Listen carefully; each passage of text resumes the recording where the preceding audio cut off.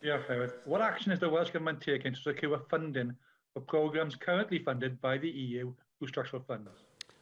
Thank Iris for that question. Llywydd, the promise that Wales would not be a penny worse off by leaving the European Union has met with little success.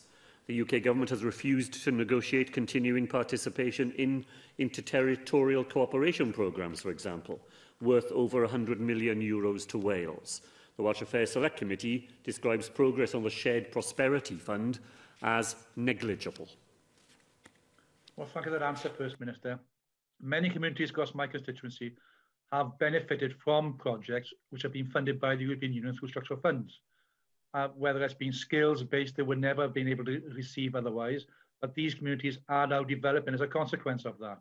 Now, as you say, we were promised not a penny lost at the time, but the Shared Prosperity Fund still seems to be lacking total detail, and I'm hearing, in fact, that they may well wish to bypass Welsh Government in that funding. Now, given the comments made by the Prime Minister last night, is it worrying that this Shared Prosperity Fund may therefore not deliver the same type of programmes that will help our communities, but in fact will keep the projects that the Tory government in Westminster want and nothing else? Well, Llywydd, that is a major concern for not just the Welsh Government, but all the partners that we have across Wales and who have worked with us so carefully, led very often by our colleague Hugh Davis, in order to devise a regional economic strategy for Wales that will make use of the replacement funds that we were told were guaranteed to be available to us.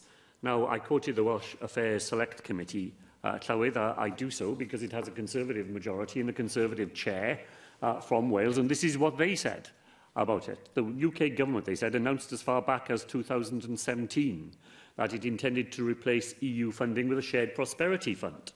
Yet details remain scant on key aspects, including how much Wales will receive under the new arrangements, how it will be administered, and to whom it will be targeted.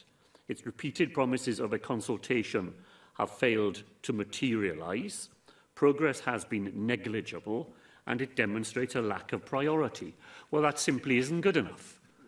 These are major issues that matter in every part of Wales, including, as Diary said, in his constituency. People in Wales are entitled to know that the promise that was made to them is going to be kept, not a penny less and not a power stolen. And that's what we will be holding the UK Government to account over. Nick Ramsey.